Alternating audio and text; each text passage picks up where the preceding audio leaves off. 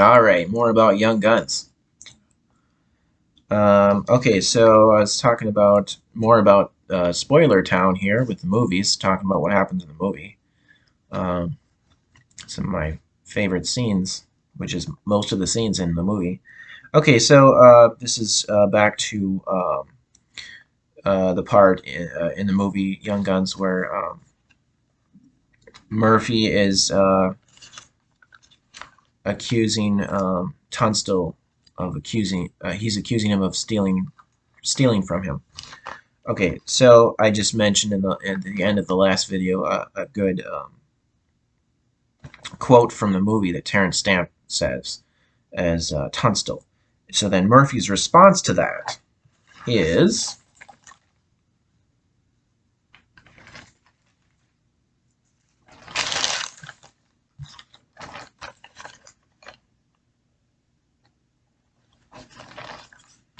Jack Palance as Murphy. He says, "Get ready for hell." He delivered that line really well. So Jack Palance, yeah, he was really good in the movie. Good bad guy. Okay, so then moving on with the movie Young Guns, there's a guy named McCloskey.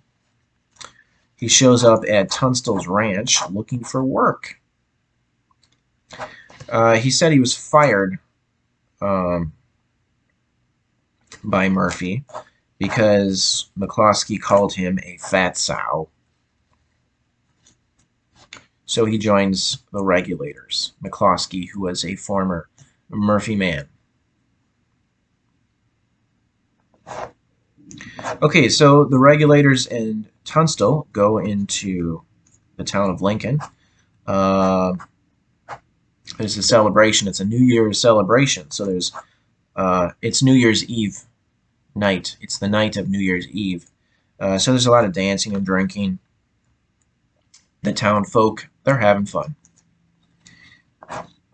Um, at this point, Billy meets Pat Garrett.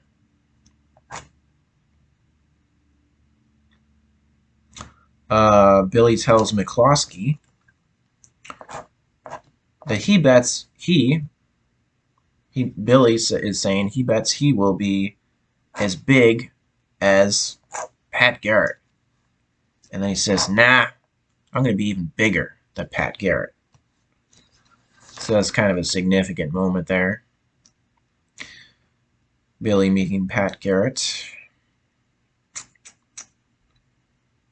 All right, so then, okay, and then Doc dances with a Chinese girl. I think her name is Yen Sun. Yeah, I think that's right. I didn't write it down, but I think I'm remembering that right. Okay, so Doc meets a Chinese girl, young woman.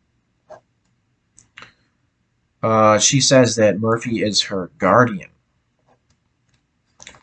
Um, while Doc is dancing with her. And then later, a guy named Mick Sween. Mick Sween is a business partner of Tunstall. Mick Sween tells, so after Doc finishes dancing with the Chinese woman, he actually gets the dancing gets broken up by Murphy because he realizes who Doc is. He realizes that Doc is one of the regulators of Tunstall's ranch, so that's why he stops dancing with the Chinese woman. All right, so McSween approaches Doc. McSween, who is a business partner of Tunstall, he approaches Doc because Doc mentions that that the young woman, was that Murphy was her guardian, and then okay, so then McSween says to Doc.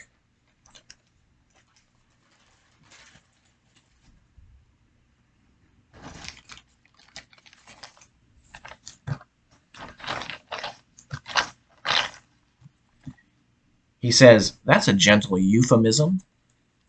So this was kind of I think this was a nice moment for me because this was the first time I ever heard this word euphemism. So I was like, what does that mean, euphemism? So you can kind of figure it out from the context of the dialogue in the movie, but I'd never heard this word euphemism before. So Young Guns introduced me to this big word, euphemism. It just sounded like a big word to me because I saw it when I was like uh, 12, around the age of 12, I think. So that's the first time I heard that word. Okay, so euphemism. It's a good word. People use euphemisms a lot. So the definition for a euphemism is it's a mild or indirect word or expression substituted for one considered to be too harsh or blunt when referring to something unpleasant or embarrassing.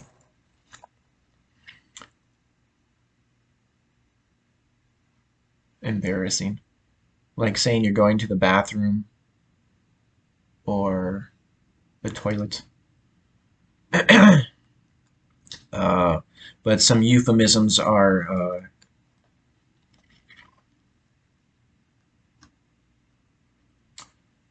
bacon, which is a euphemism for dead pig flesh. Uh, hot dog, well, that's a euphemism for a lot of, literally, it's a lot of disgusting and dead animal parts. Beef is a euphemism for dead cow.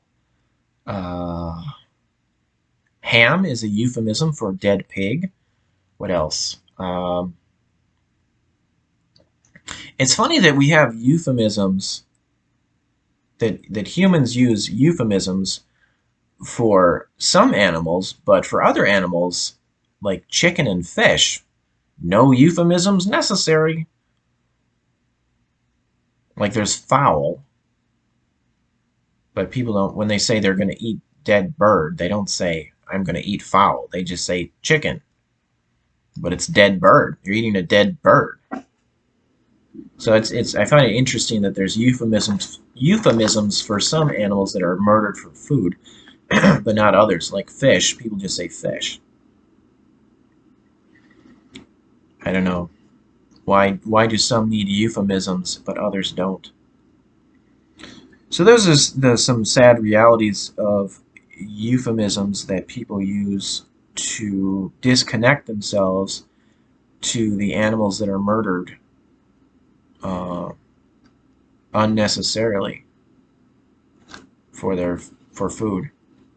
It's very sad, very disappointing in humanity. A lot of the problem is a lot of people are brainwashed to think that they have to because they think that they grow up thinking that they have to eat these, they can't live without eating these dead animals, the parts of the dead animals like dairy products. It, I guess milk is like a euphemism for the the secretions of the mammary secretions of a bovine. That's what it is. It's pretty disgusting if you think about it. It's not. It doesn't do. What? How does it go? Body does a body good? It doesn't. Does not. It's terrible. You're not a baby cow. You have no reason. Once you become an adult, you have no reason to be drinking milk. It's not necessary. It doesn't do anything good for your bones. It's actually negative. It's got a negative impact on your bones, which I found out many years later because I was brainwashed to think that, oh, I need milk. I gotta have milk. It does a body good. No, it don't. So it all goes back to the big businesses of the animal agriculture, unfortunately.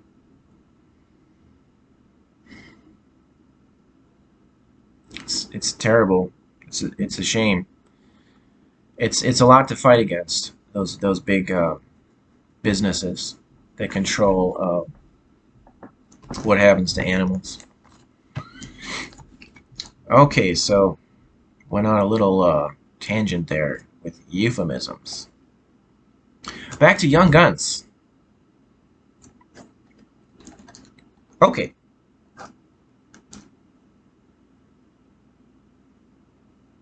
So McSween, he continues talking to Doc. He says that Murphy had a shirt ruined in a Silver City laundry, and he took the celestial woman's daughter as payment for the ruined shirt. Murphy did. So that's why it's a euphemism to say that the Chinese woman is like that Murphy is her guardian. So it's more like slavery. Okay, so then Murphy has one of his men pick a fight with Tunstell. So here's another good scene. He bumps into Tunstell and says, "Out of the way, mister. Come on, you and me." So this is a big guy, and he's big and he's tough and he's younger than Tunstell. Tunstell's not a fighter; he's just a businessman, and he's an older gentleman. He doesn't fight. Okay, so then Charlie Bowdry steps in to defend Tunstell, saying, "No, no, no, no, no, no, no, no."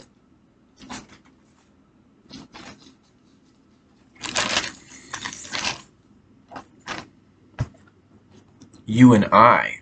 So he's correcting his grammar. So this is kind of funny because so part of the deal with Tunstell and the regulators. So the regulators are defending his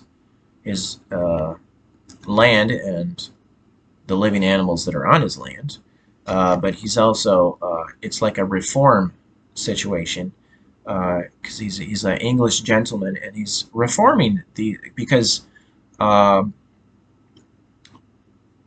The regulators, they're like juvenile delinquents. They're older, they're young men, but they're like delinquents.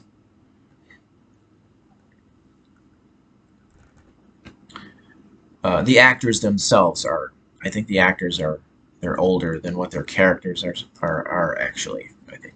Because like Emilio Estevez, I don't know how old he was in the movie, but he certainly looked older than Billy the Kid was supposed to be at that time. Billy the Kid was like he was shot when he was 21, so like around that age. But Emilio Estevez definitely looks older than 21.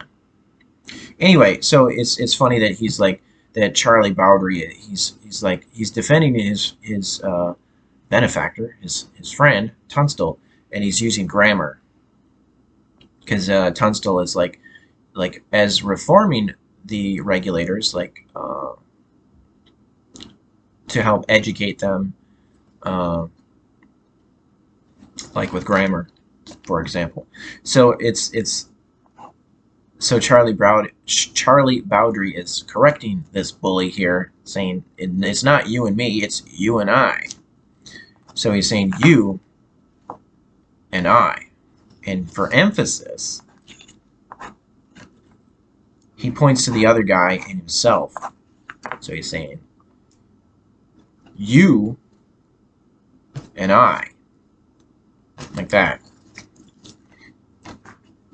But he's serious because he's going in there to defend Tunstell.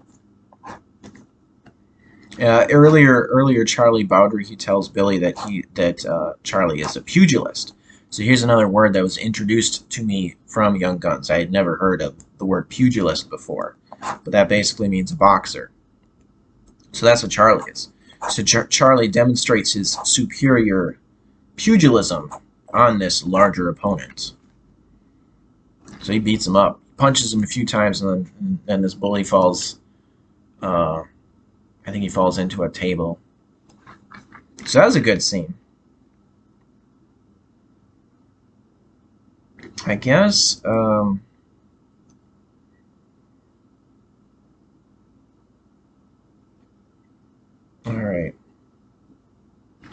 guess I'm going to stop there.